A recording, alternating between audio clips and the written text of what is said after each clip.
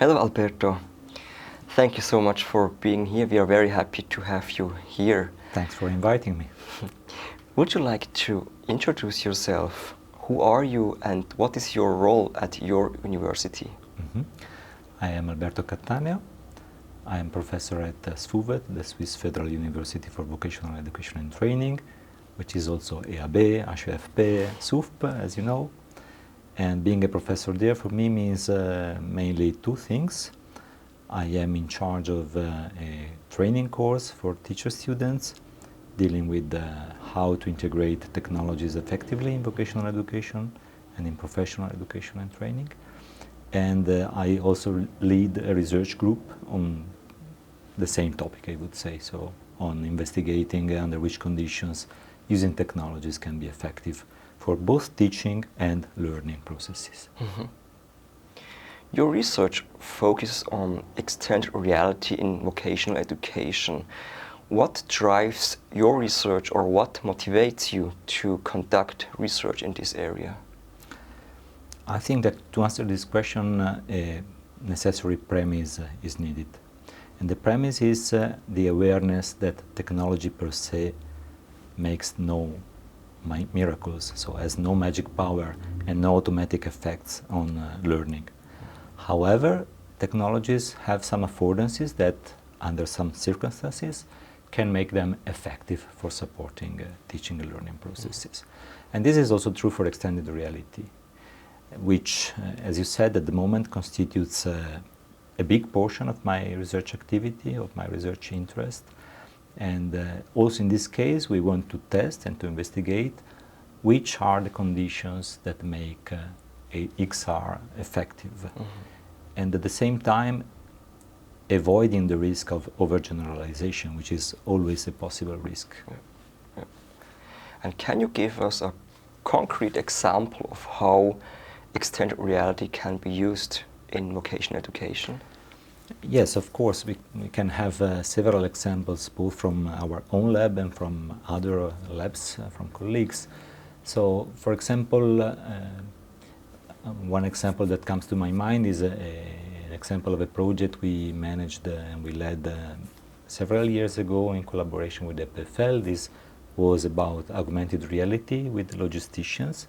And they had to learn the flow of goods, which is a very abstract concept.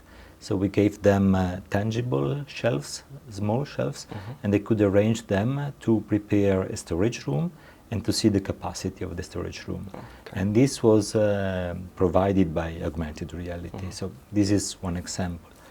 But if you think about VR, other traditional examples are when you use VR for operating in dangerous situations, for training how to operate in dangerous situations, or when you have to deal with expensive, costly procedures, or again when you have uncommon procedures that does not happen very often, but you have to be trained on them. So, coming to this point, in the latest period at SFUVET we are focusing our attention on video-based virtual reality, which is also known as 360 video. And also in this case you can see a specific affordance, because in some situations you need to have the highest degree as possible, the highest degree of realism as possible, combined with immersion. And this in some situations can make a difference. For example, in one project we managed, thanks to BeLearn, we worked with paramedics and they had to perform a rescue. And in this case, together with teachers, we thought that having the highest degree of realism could be a benefit and added value. And this is also the case, for example, when emotional management is important for professionals, and this indeed applies to other projects of ours. And what are the biggest challenges you have encountered in implementing extended reality in educational settings? I'm not sure if these are the biggest challenges, and I also have to say that we always found a way to face them, also thanks to BeLearn, thanks to the partners in the field. However, I would mention the costs, the costs for development of the virtual environment, as well as the cost for the infrastructures, for the helmets, for the devices. Familiarity, so these are still innovative technologies for most of the people, both thinking about students and teachers. And also competence which applies again both to teachers and students. So these three are the first challenges that come to my mind. And when you look back, what has surprised you most in your research findings so far? Again, I can't say that it was a full surprise, but sometimes you realize that with new technologies, you also have to adjust your prior knowledge. You have to adjust what you know about the topic. So for example, we noticed that some design principles that work with traditional multimedia materials work differently when you use AR or VR. And this is intriguing for me and brings me to investigate further. Yep. Yep. And where do you see extended reality in vocational education heading in the next 5 or maybe 10 years? This is a difficult question, of course, because I can't foresee the future. And I also have to say that depending on the moment, I have different feelings about this kind of future, of possible future. However, I hope that they will have their own placement in the realm of educational technologies. Probably we also have to clearly distinguish education from practice, education from business, in the sense that within the world of vocations, the role of this technology have already now in big companies is important, which is not necessarily the case in schools. So I want to clarify this point because we are focusing on the role that AR and VR can have for supporting learning, not for supporting executing, which is something different. Maybe just executing with the support of AR could be simpler, easier than learning through AR. So learning is connected to schools. So what needs to happen for extended reality to become more widely opened or adopted in schools?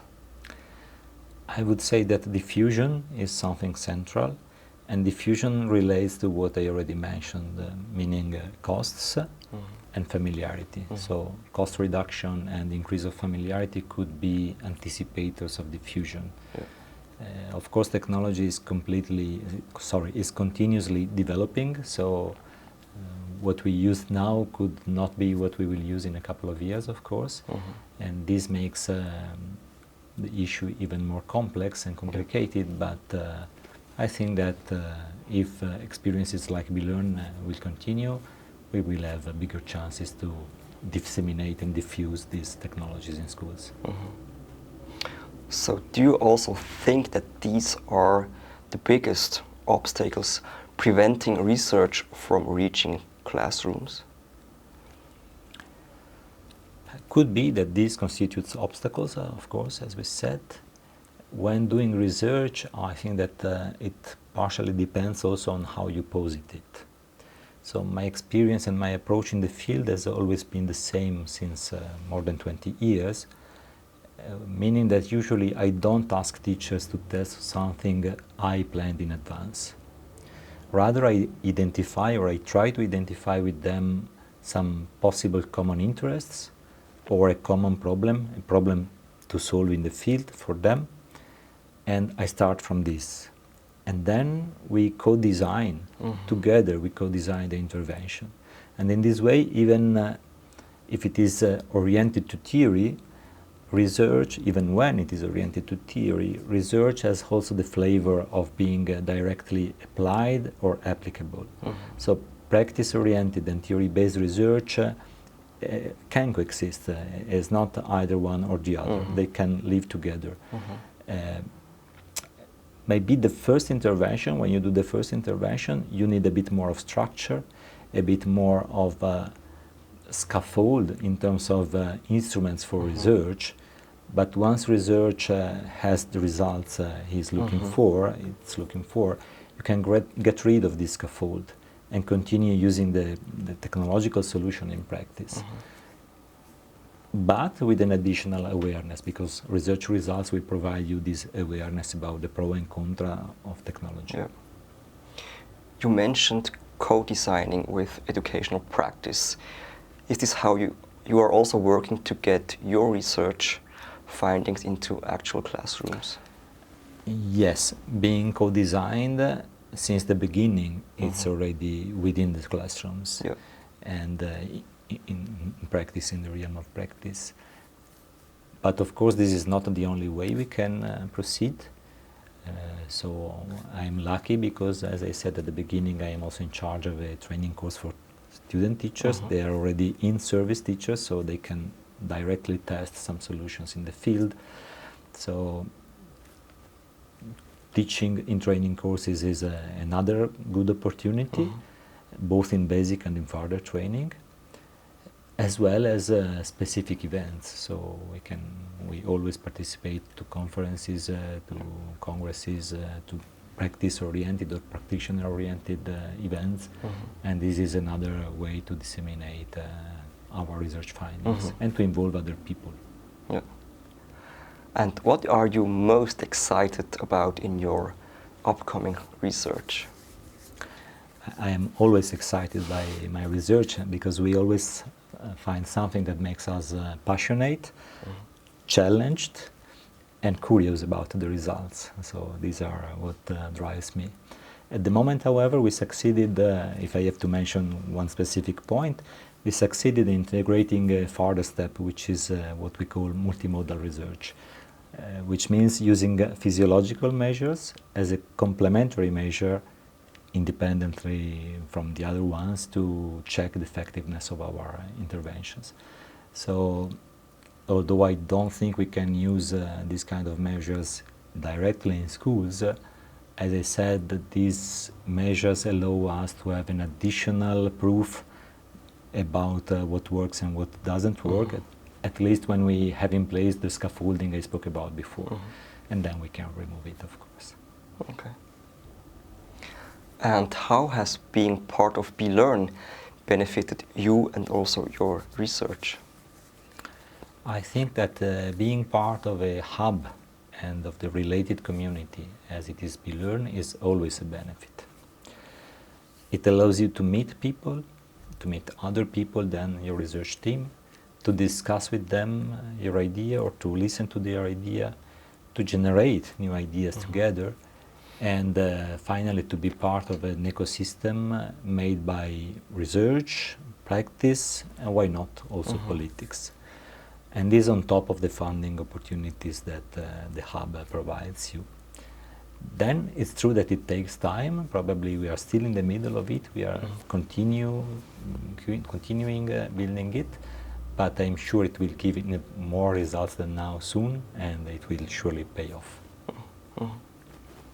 And what has been the most valuable aspect of BeLearn for your work? Is it also that community and the hub, or are there also other points? No, I think that, as I already mentioned, being part of this ecosystem is one of the most important added value. At the same time, I think that there is a specific character distinguishing BeLearn, which is translation. So you put a lot of emphasis on this, and I am happy for that because, as I said, it mirrors my approach to research since several years.